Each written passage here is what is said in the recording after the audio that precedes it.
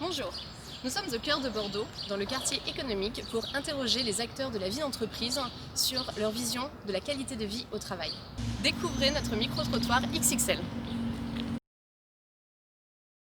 Pas du tout. C'est pas qualité de vie au travail? Alors j'en ai déjà entendu parler, par contre je sais pas du tout ce que ça veut dire. Pas du tout. Non. Pas du tout. Non. Non. L'acronyme, vous avez dit QVT? Non. Non, QVT. Qualité de vie au travail. QBT. QBT, non. L'acronyme? Alors moi pas du tout. J'aurais dit qualité de vie au travail. Absolument pas.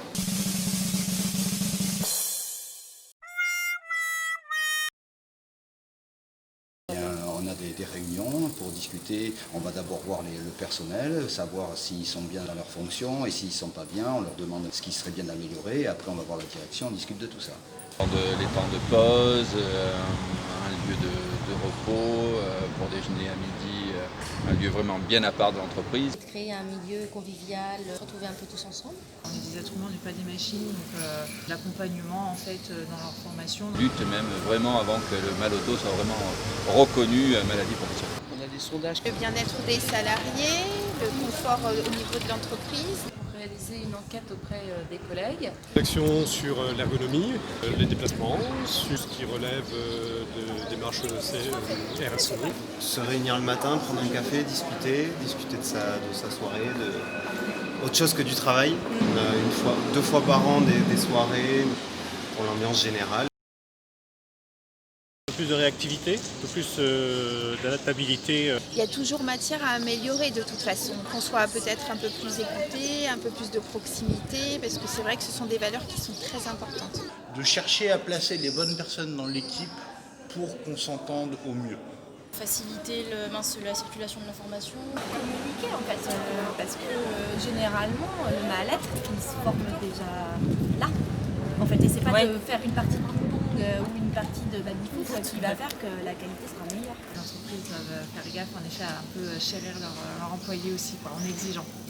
Le développement du télétravail est un axe envisagé. Des coins de calme, on peut se ressourcer un petit peu, une salle de fitness, pourquoi pas. Et puis une direction aussi qui est proche de nous. Le télétravail qu'on va développer de manière beaucoup plus régulière. Dire bonjour, le patron par exemple qui dit bonjour, qui vient serrer la main. Et puis le bien-être général et collectif. Peut-être des fois des after-work, Des challenges en dehors de l'entreprise. des jeux d'énigmes dans la ville.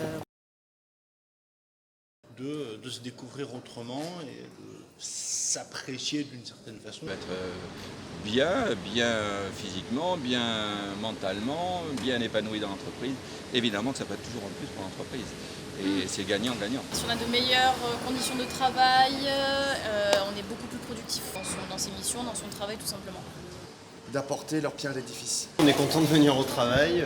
Des choses qui pourraient créer des synergies entre collaborateurs ou se voir en dehors aussi du milieu professionnel, ça peut être sympa. Que ça dure sur le long terme, c'est génial. On est de plus en plus individualiste dans notre façon d'agir. Donc la cohésion, l'esprit d'équipe, c'est des choses au contraire qu'il faut améliorer au quotidien. Parce que quand on comprendra qu'un collaborateur qui se sent bien au travail, c'est un collaborateur qui donnera beaucoup au niveau de la productivité. Et c'est l'essentiel.